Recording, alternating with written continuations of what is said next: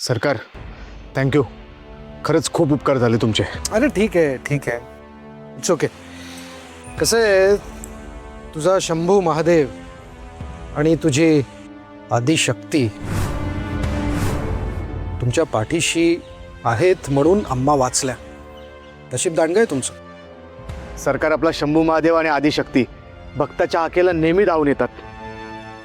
शिवा, मी तुला एक वचन देतो. ज्यांनी कोणी हा खेळ खेळलाय ना, सोडणार नाही मी त्यांना. प्रिन्सने खरगे सोडणार नाही त्यांना. माझ्या माणसांना त्रास देणाऱ्याची कचांडी पकडून जमिनीवर आपटेन मी. पण प्रिन्स, मला ना एक प्रश्न पडलाय. म्हणजे शक्तीच्या जीवावर कोणी उठले आपण समजू शकतो नाही, हं. कारण ते आपल्याकडे काम करते, विरोधी त्याचा फायदा घेऊन षडयंत्र करून आपल्याला फसवू शकतात, म्हणजे प्रयत्न करू शकतात. पण शक्तीच्या अम्माचं काय? अहो, ती ना कोणाच्या अद्यात ना कोणाच्या मध्यात, पण उगाचच अशी पिढा लागली तिच्या मागे नाही आता. बघ ना. मॅडम, आम्हालाही काहीच कळत नाही. लवकरच शोध लावू आम्ही. यामागे कोणाचे हात आहेत ना, ते शोधून काढू आम्ही. शोध. शक्ती, मगाशी तू म्हणालीस ना तुझ्या अम्मांना किडनॅप केलं होतं त्या गुंडांनी, जिथे डांबून ठेवलं होतं. त्या गुंडांच्या टोळीमध्ये एक बाई असेल असं काहीतरी म्हणत होतीस तू. नाही म्हणजे मी विचारते, म्हणजे तुला काही म्हणजे शंका आलीये, काही पुरावा सापडलाय का असं म्हणून म्हणालीस? हो,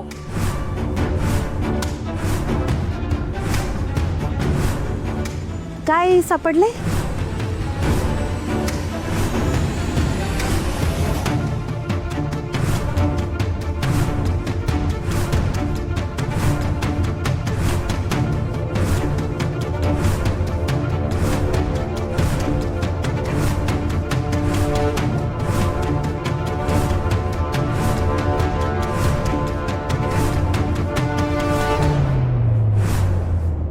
मॅडम, तुमचे कान रिकामे कसे?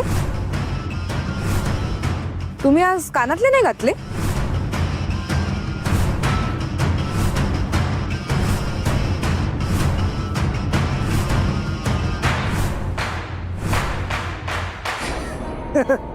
अगं काय तू शक्ती, तुझी भद्रा मॅडम हे मेकअप शिवाय ज्वेलरी शिवाय बाहेर पडते का कधी?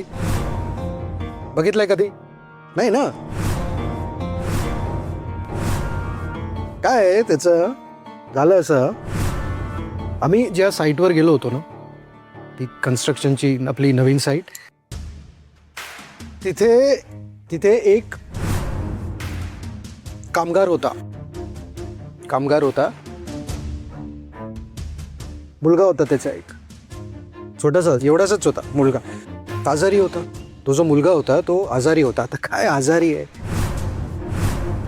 ट्रीटमेंटसाठी पैसे नाही ना बिचारे. मॅडम म्हणाला मला की अहो काय करताय, काहीतरी द्या. आता माझ्याकडे कॅश नाही, चेकबुक नव्हतं, काहीच नव्हतं, कसं देणार मी? पण मदत तर करायचीच आहे ना. झालं असं,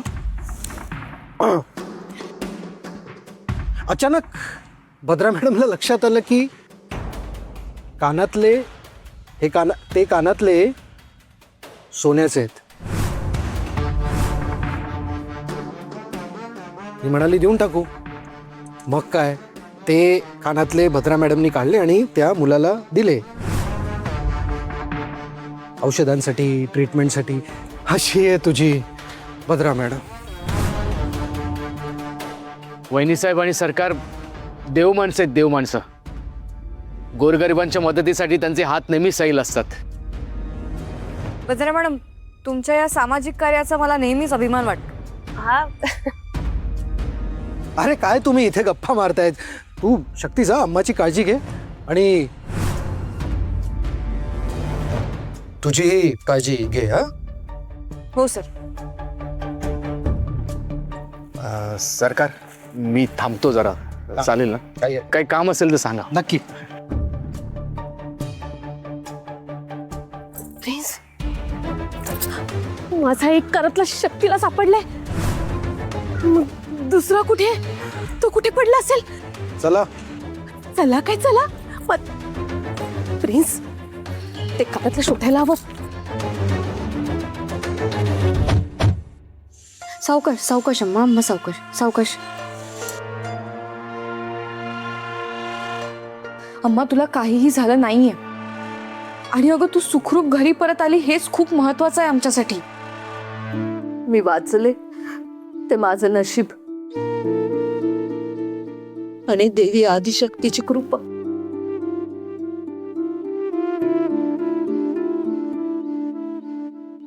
शक्ती, शक्ती, मला सांग, तुम्ही दोघं तिथे कसं पोहोचलात? अम्मा, देवी आदिशक्तीची आपल्यावर कृपा आहेच, पण आपल्या शंभू महादेवाची पण आहे. आम्ही तुमच्यापर्यंत पोहोचलो ना ते आपल्या शंभू महादेवामुळे. त्याने आमच्या मदतीसाठी नागदेवतेला पाठवलं.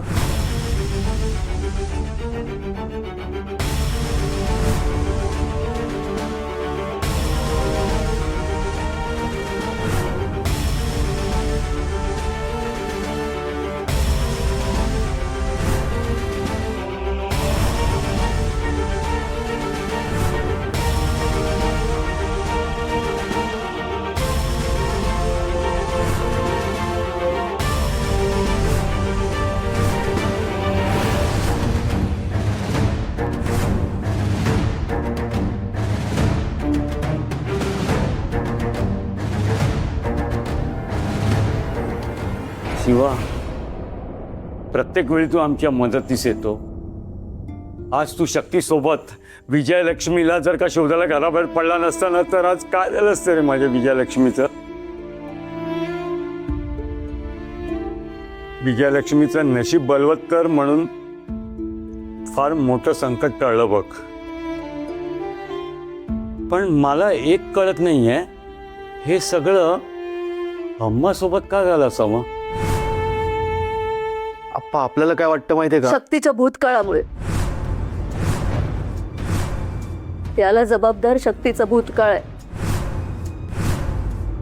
मला ती लोक किडनॅप करून घेऊन गेलीत ना, त्यांचा आणि शक्तीच्या भूतकाळाचा आपापसात संबंध असतो बघा. काय? माझ्या भूतकाळाशी संबंध? म्हणजे